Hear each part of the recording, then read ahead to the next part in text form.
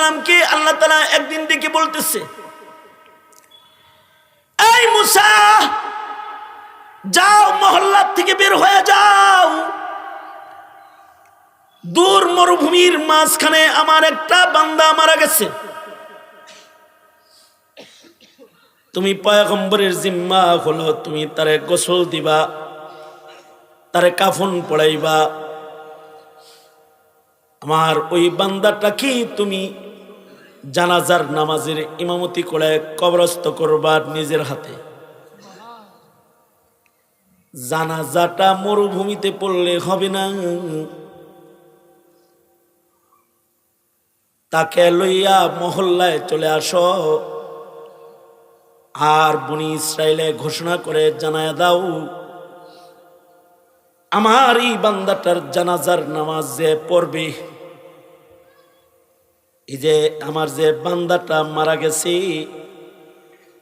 আমার এই বান্দাটার জানাজার নামাজ যে পড়বে, আমি আল্লাহ আমার বান্দার জানাজা পড়নে ওয়ালার পিছনের জীবনের সব গুনাহ মাফ করে দিব। কালিমুল্লাহর মুখ দিয়ে ঘোষণা হয়েছে, এর শাহাদাতমন্দ এক বান্দার জানাজা কে কে পড়বি, আয় আয়।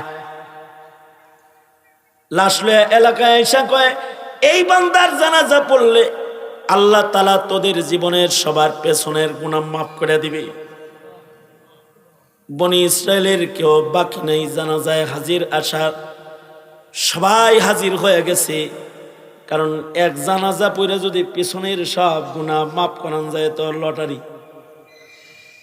দারুণ এক অফার আইছে, সাথে সাথে এলাকার সব মানুষ জানাজার জন্য হাজির হয়ে গেছে। এলাকার মানুষের স্বাদ ইচ্ছা হলো যার জানাজা পড়া জীবনের পিছনের গুনাহ মাফ হবে তারে এক নজর দেখবার চাই। কালিম, ও কালিম, যার জানাজা পড়ার কারণে আমাদের পেছনের জীবনের গুনাহ মাফ হবে তারে এক নজর দেখবার চাই। পয়গম্বর আলাইহিস সালাতু ওয়াস সালাম গো তার চেহারাটা আমাদের দেখান। মানুষজন লাশের চতুর্দিকে ভিড় করেছে, কাফনের কাপড় সরাইয়া পয়গম্বর যুবকটার চেহারা বের করে দিছে। এলাকার লোকেরা কয়, ও আল্লাহর কালিম, এই যুবকের জানাজা পড়ে নিয়ে আমাদের গুনাহ মাফ হইল। এই যুবক তো সেই যুবক যাকে আমরা সবাই মিলা এলাকার থেকে বাইর করে দিয়েছিলাম, অবাঞ্ছিত ঘোষণা করে তাকে বনি ইসরাইল থেকে বের করে দেয়া হয়েছে, কারণ সে জিনাকার, সে মদখোর, সে পাপাচারী, এত বেশি পাপ কার্য সে সম্পাদন করে যে বনি ইসরায়েলের মান্না সালওয়া খাওয়া নেককাররা তাকে নিজেদের সাথে রাখে নেই, সবাই মিলা তাকে বহিষ্কার করেছে, গ্রাম থেকে বের করে দিয়েছে কয়েক বছর আগে। কিন্তু এই আল্লাহর বান্দা, সে আল্লাহর এত প্রিয় মাহবুব কেমনে হইল যে তার জানাজার নামাজ পড়া এলাকার লোকেরা মাপ পাইল, এলাকার মহল্লার মানুষের গুনাহ খাতা ক্ষমা হইল। পয়গম্বর মুসা আলাইহিস সালাম নিজ বনি ইসরাইলের প্রশ্ন লইয়া আল্লাহর কাছে হাজির। ওগো আল্লাহ, সবাই মিলা তোমার যে বান্দাটাকে অবাঞ্ছিত করে বাইর করে দিছে, তারই জানাজা কিনা পেছনের জিন্দেগির গুনাহ মাফের জন্য তুমি বাহানা বানাইলা।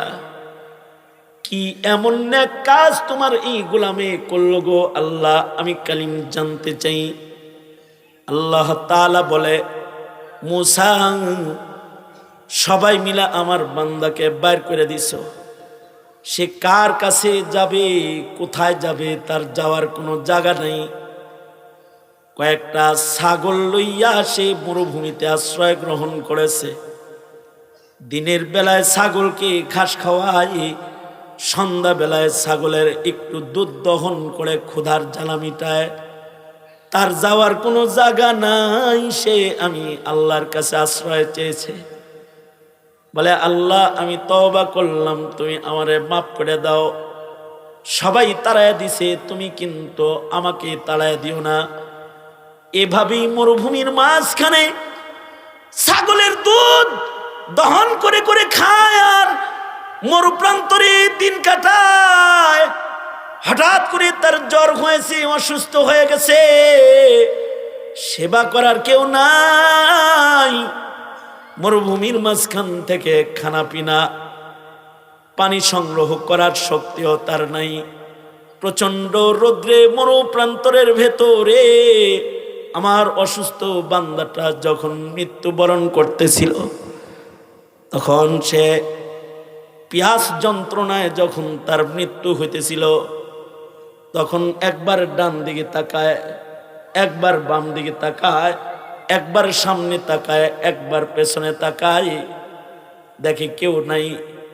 তখন মৃত্যুর আগে আমার বান্দা কয়, আল্লাহ, আমি না তওবা করেছি, কিন্তু আমি আজকে এত অসহায়, ডান দিকে তাকায় দেখলাম এক ঢোক পানি দেওয়ার কেউ আমাকে নাই, বাম দিকে তাকায় দেখলাম আমাকে সহযোগিতা করার কেউ আমার নাই, সামনে তাকায় দেখলাম কেউ আমার নাই।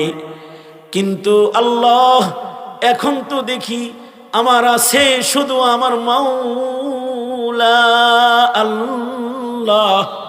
ওগো আল্লাহ, তুমি ছাড়া তো আমার আর কেউ নাই।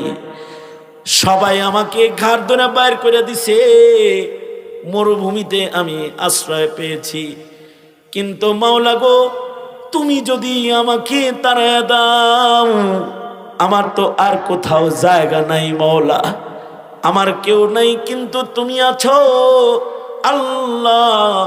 মরণের আগে শেষ দরখাস্ত গো আল্লাহ, সবাই আমাকে মহল্লার থেকে বাইর করছে, তুমি কিন্তু তোমার বান্দার দল থেকে আমারে বাইর করে দিও না আল্লাহ।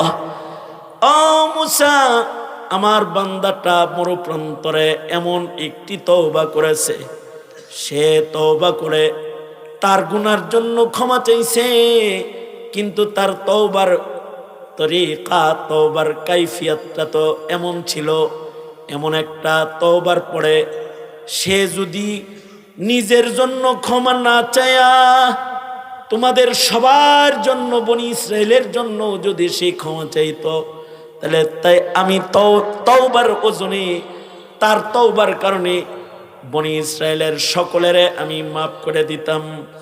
যেহেতু সে নিজের জন্যই ক্ষমা চাইছে, তার তওবায় আমি খুশি হইয়া আমার বান্দাটাকে বনি ইসরায়েলের মানুষদের গুনাহ মাফের জন্য উসিলা বানালাম।